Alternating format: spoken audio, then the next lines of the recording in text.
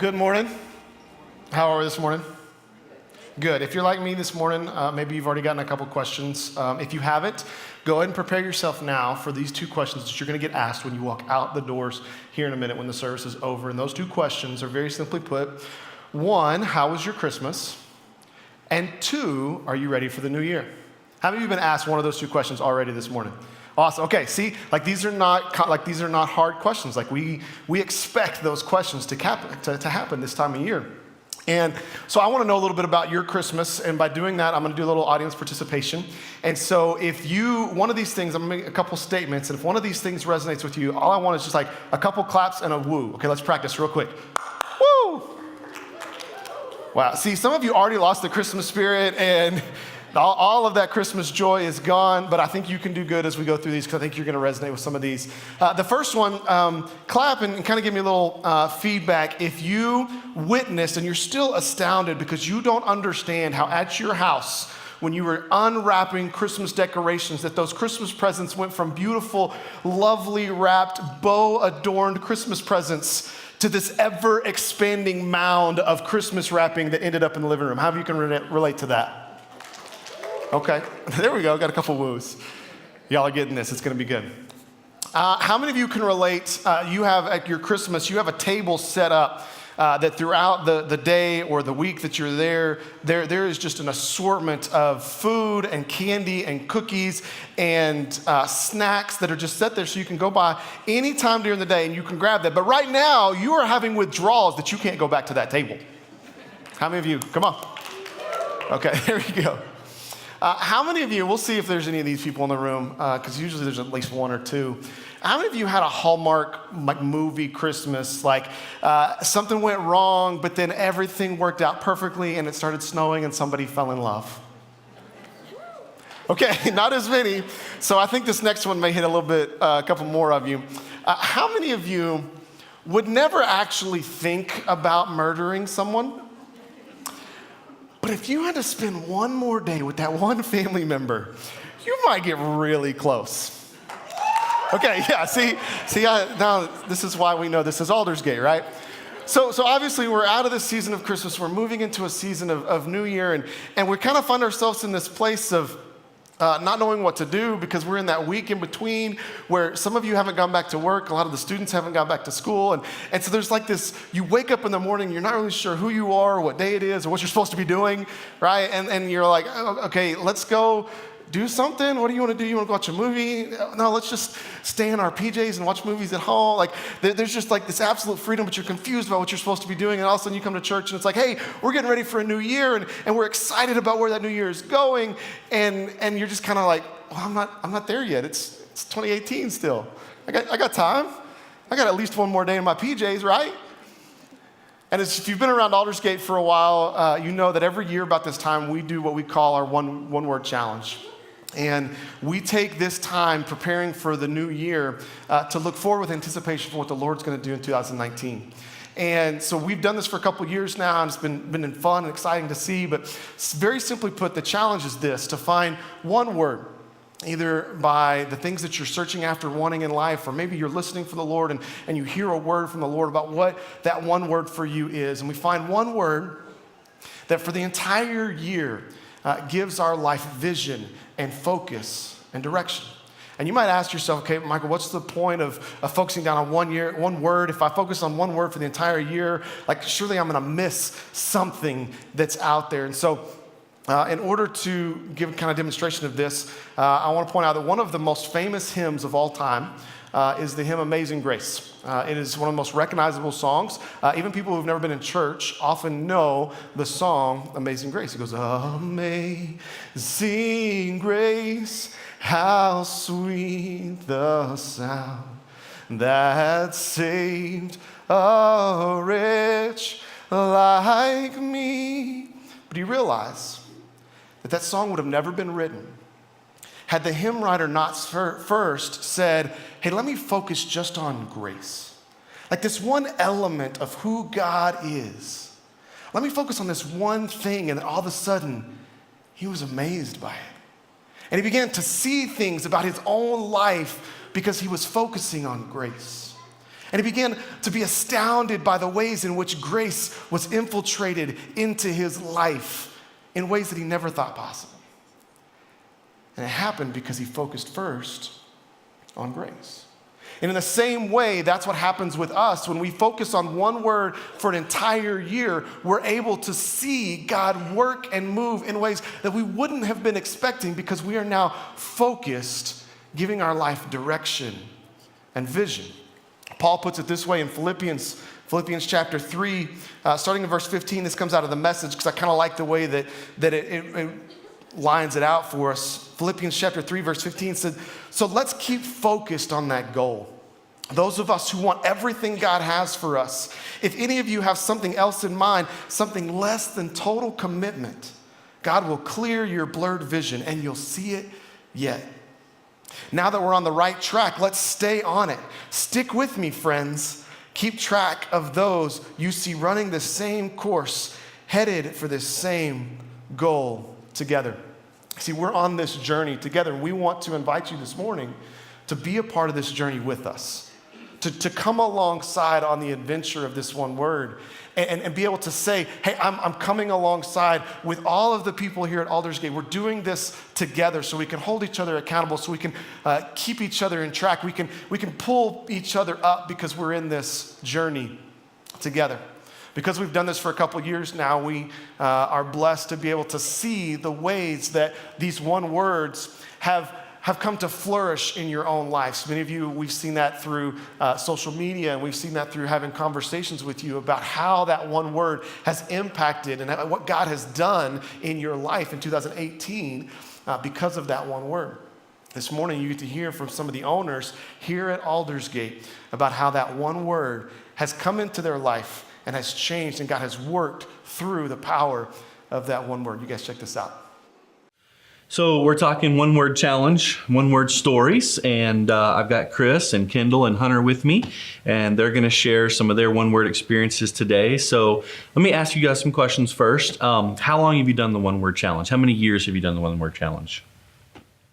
2 years for me. 2 years for Kendall. I think it's been 4 years. 3 or 4 years for Chris. What about you, Hunter? Last year was my first year. Last year was your first year. Awesome. Okay. So tell me, in your experience with one word, how do you come up with your one word? Like, how do you know, oh my gosh, this was my word for the year? How do you walk me through how that works for you? You see it pop up everywhere. At least it was for me. I don't know if it's always something that anytime that word happens to be said or anywhere around, you notice it more. And so that's how I've come up with it. Gotcha. What about you guys? I'd say mine was more of whenever I'd been struggling with a certain topic.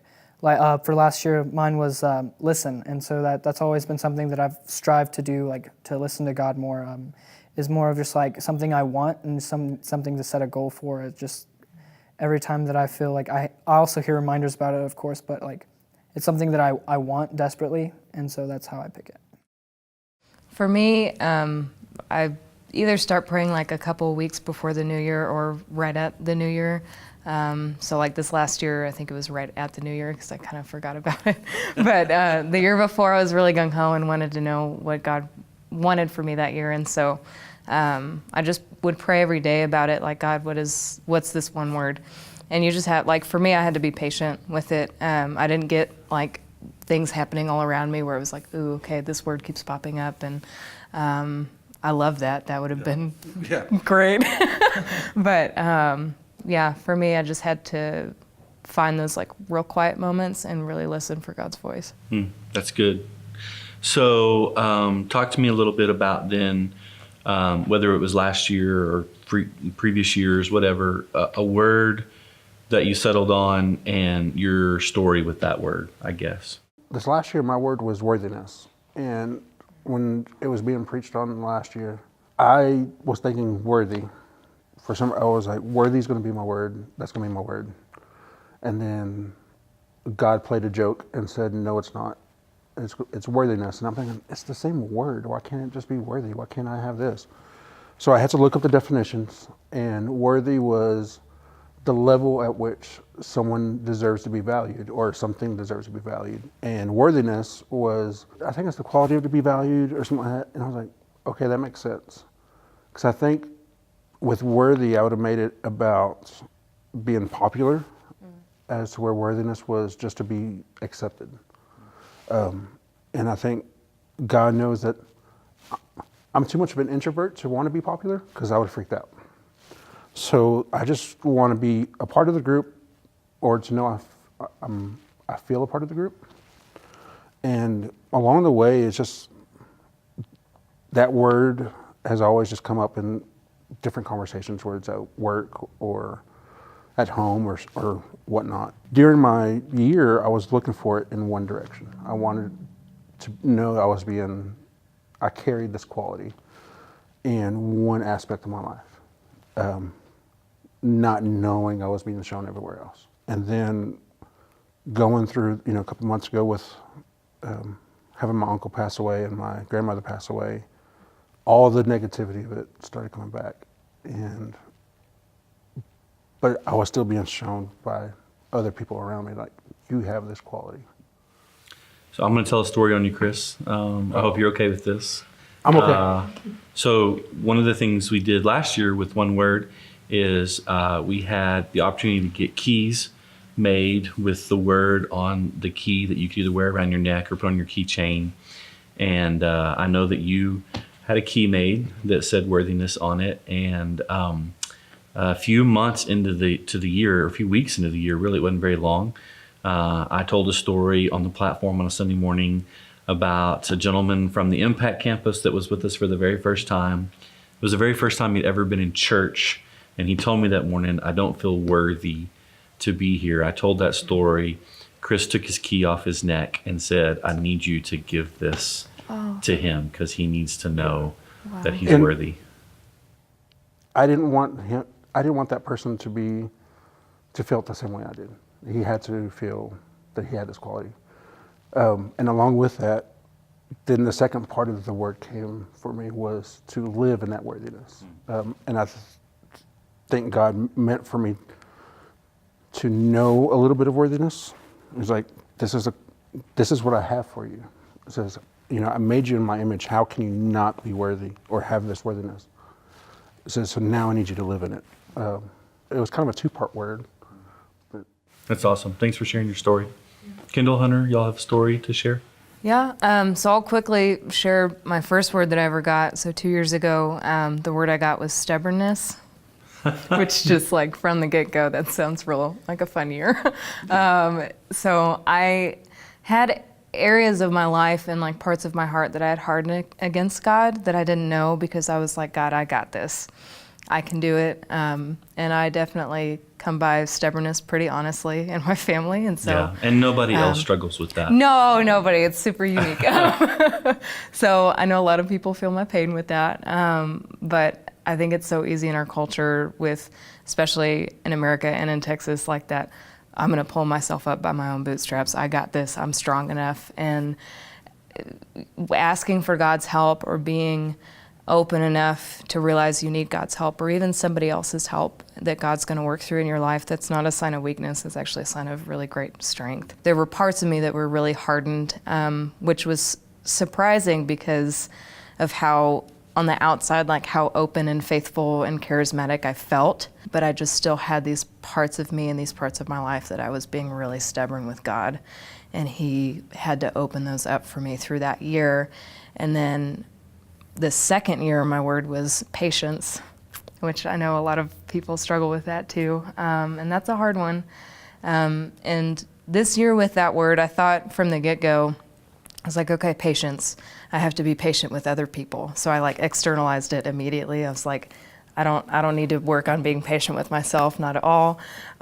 So the first part of the year, I was like, okay, this is going to be cake. I'm a pretty patient person most of the time with drivers in Lubbock and family. Maybe, a little bit of tweaking here and there. And then I got to sometime over the summer where I wanted to kind of reevaluate my fitness and health goals. And wasn't seeing any progress, wasn't seeing any change in the scale. And actually the scale started going up when I was working out and eating right, and not like not calorie restricting, but just trying to fuel my body for my workouts. And that's kind of how my mentality changed. And then I see the scale go up. I'm like, wait a second. Yeah, there's nothing more frustrating than that either. When you're trying. Right. And so I felt really discouraged after a couple of months and just didn't feel like I had any progress. And God reminded me that I needed to have patience with myself. And that was really what he was trying to get me to see this whole year. So it took a while for me to see that, and I'm still working on it. And what I've loved is, since I started doing this, from that first year, like God hasn't stopped working on me in those things. And I think it's awesome when we get to share our testimonies with one another, because God gets to work on us through other people's stories too. Like, so many people need to hear that message of their worth and their worthiness in God, and I love that. And so when we share that, it just has so much power. So I love that we get to do that as a church. That's good. Awesome. Yeah. Thank you for sharing. Yeah. Hunter, what about you, man? Well, last year was my first year, and last year again was listen. And so to go on that, last year I fell into a big hole of depression. It just seemed like I had everything figured out, and then with one bad decision that I made, it was all taken away from me. I felt like I wasn't worthy of anything, and I just kind of quit, like being like in like my life kind of. So I was like just kind of coasting through, and then I didn't want to do anything. And then I went to church, and it was a time for that one word, and I was like, oh well, I guess I should do that. And so I didn't want to do, like, this was the time that I just didn't want to do anything. And I was like, well, God was like, well, just listen then. And so then God started putting in my life people who I needed to listen to, and just how to get through like certain situations. And I've of course gotten better, but like it was just cool to see how like he knew exactly what to do whenever I was in the darkest hole in my life. So that was really awesome. It's good. Thank you guys really so much for sharing your stories. One of the things I see common in all of your stories is that as the year progressed, your word kind of developed and kind of even took on a new meaning to you. So what advice would you have to give us in terms of how you stay focused on that word during the year, or how you stay committed to that word during the year? Like, how do you not just let that fall off your radar at the end of January, but how do you stay focused on it all year long? I think my biggest help was my now husband, Shannon, because he knew my word, and God really put it on his heart to keep us accountable to one another. And so that's always a plus, like when you have somebody there, be it like a friend or husband, wife, anyone else in the congregation, like if you keep each other accountable, I think that helps a lot throughout the year, because you can kind of remind each other, not out of judgment, like, oh, I wasn't being patient, you need to practice more patience, but like, what was that word? How is God using that right now? You know, just to, we know that in the church community, we thrive on community, and we thrive by sharpening each other. That's kind of the point of church in general. And so that for me was the biggest thing, was just having somebody to be accountable to. That's good. I'd say setting reminders around so in my car, I went on a mission trip to DC, and we have this prayer rope that at the end has a cross on it. And so I put that on my rearview mirror. And so like whenever I saw that, I was like, I'm gonna see this, and I'm gonna think, like, what do I need to hear today? Like, what little things is God doing in my life right now that I need to listen to, and like in my room, or like just like set little things that are like, hey, like I need to pray about listening, or just certain things that you just put in your life. I'd say like a partner would be like greatest about that, just so they would like, hey, I see you struggling with this. What was your word again? And just like explain why it was your word. I like your idea of the reminder too, because one of the first things I did too was I found a quote, or I needed to find something that included worthiness to put on as like my screensaver at work, or my backdrop at work. And I found one that said, worthiness doesn't carry prerequisites. And that's all I strive for a lot of time, was I needed to attain this list to get worthiness. And that quote, I mean, anytime I felt bad, I was like, where's that at? I need to put it back up on my computer, because I'm getting in this bad place again. And just seeing that worthiness doesn't have prerequisites. I'm like, I need that again. Yeah. Yeah, I like that. Y'all are all talking about anything that points you to that word and keeps you pointed in that direction. That's good. Where are you at this year? Y'all have a word for 2019 already? Anybody? I have one. Are you willing to share it? I'll share it. My word is step. Step? Yeah. 'Cause a lot of stuff, I overthink a lot of things, and that I think God's telling me just take the step. Whether it's a step in or a step out. You have to start with a step. So because I know out of 100, if there's something that's 100 steps, God will take 99 steps to meet you. You just have to take that one. And a lot of times I catch myself just kind of teetering, kind of doubting, should I take this step? I'm like, God's already taken 99 off. You just have to take that one step to meet him. And so that's what mine is the step. Good. I like that. I don't have one yet. But I feel like the struggle that I've been through in this last year with being patient with myself, there's still so much more that God has to do with me with that. So we'll see. I'll be prayerful about it, and gonna make Shannon do it this year.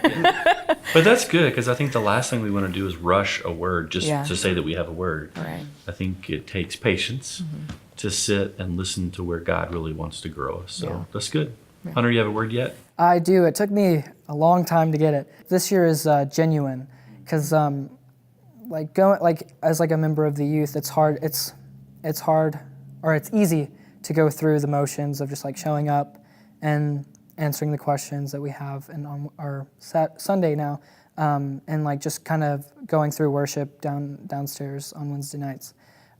It's easy just to go through the motions and kind of just have it to be like another thing of the week that you do. And so I wanted to challenge myself this year and be more genuine with everyone down there, and like find someone and like find a conversation about them, and then carry that conversation out through the whole year. And like, well, what's going on with you? And just like, oh, okay. And then like check on them throughout the whole year. And so like actually being there for that person and not just being there just to be there. It was more of my thought of like, I'm taking space down here, might as well do something with the space and grow people together and grow with them and see where that takes me this year. It's good. So if history holds true, Kendall will have a word here before long. And I bet that all three of your words will transform during the year as God continues to walk you in those words. And this time next year, you could sit here and go, well, this is what my word was in the beginning of the year, and this is where God took me through the end of the year. So, hey, thank you guys for being willing to share your one word. I know it's hard sometimes to be vulnerable in those areas, and especially when someone shares a story on you didn't know was going to get told. Yeah, thanks for that. Appreciate So that. anyway, thanks for giving us your time and for inspiring all of us in this area of one word. Thank you, guys.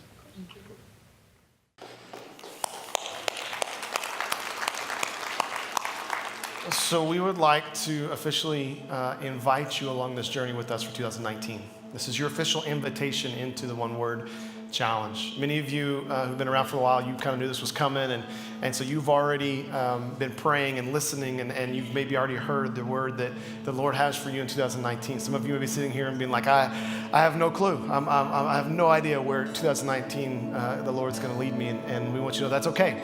That we're okay with that searching, that looking for where God is leading you. And so we want to invite you into that. And so for some of you, that's going to take shape in a lot of different ways. It's going to take shape in ways that you had no idea God could lead you into. Some of you, like you saw in the video, it may be a word of something that you know God has been wanting you to fix in your life, something that maybe has been off course and that God is wanting to bring that path back into a straight pathway with Him through this one word. Some of you, it may not be something you have to fix, but something that the Lord wants you to step into for 2019. That He wants you to be a person that is speaking life into others. And so He's using this word to allow you to be a light to a dark world.